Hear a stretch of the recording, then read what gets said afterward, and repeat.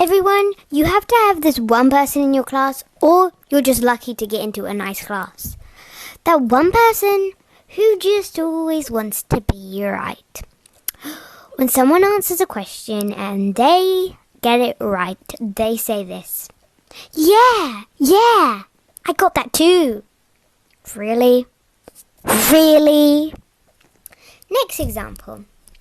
When they get it wrong and the teacher asks, how did you go wrong? Where did you go wrong? They explain and then they say this: I was gonna do that. You weren't gonna do that, were you? Were you?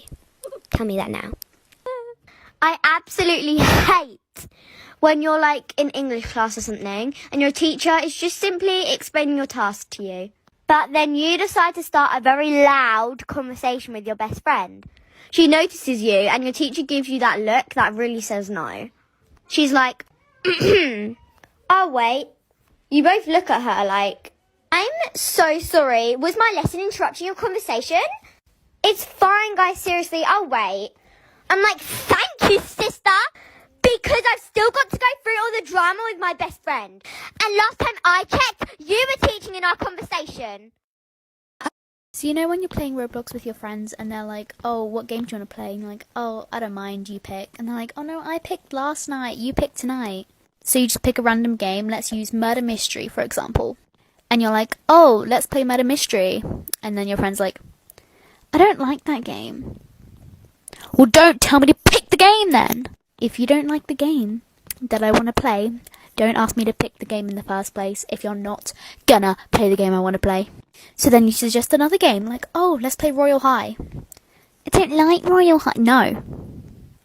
If you want me to pick the game, you gotta be happy with the things that I tell you. You gotta be happy with the game that I pick.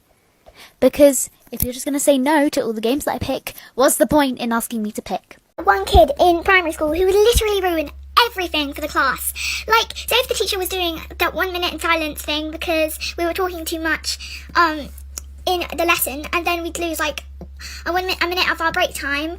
But if someone as such as made a sound, then like we'd have to start all over again, like blah de blah de blah. There would always be that one kid who thought he was an actual comedian because he kept on making bloody gorilla noises in the 1 minute of silence, and then we'd have to keep on starting the time all over and all over again, and this dude just wouldn't stop. And he was not even funny. He sounded like a bloody demented goose. Like, are you okay?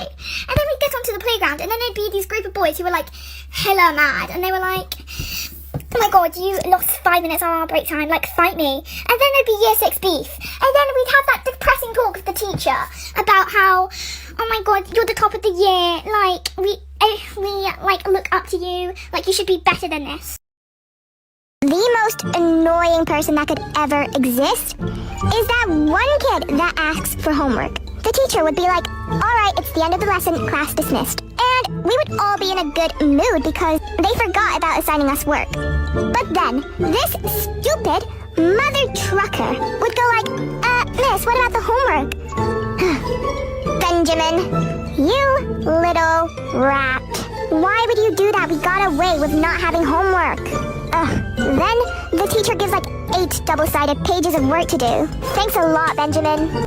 Members in primary school, it would be home time and all the parents are standing outside waiting for the teacher to let you go. And then suddenly a very, very serious crime happens in the classroom. Your teacher has discovered that there is one glue stick without a lid on it. She would say, excuse me everyone, where is the missing glue stick lid? You are not leaving until somebody finds it. Everyone is on their hands and knees, desperate to find the stupid piece of plastic. I can't be the only one where if you go over to a friend's house and you are starving, absolutely starving, but you're too scared to ask for some food because, you know, you feel like rude if you just say, oh, can I just help myself to your fridge and your snacks? But then the mum comes up and asks if you want any food. You're too shy to say yes or no, so you are praying that your friend makes the answer for you and makes the answer yes. But then she says, no, we're not hungry. Excuse me, Vanessa. When did I say I wasn't hungry?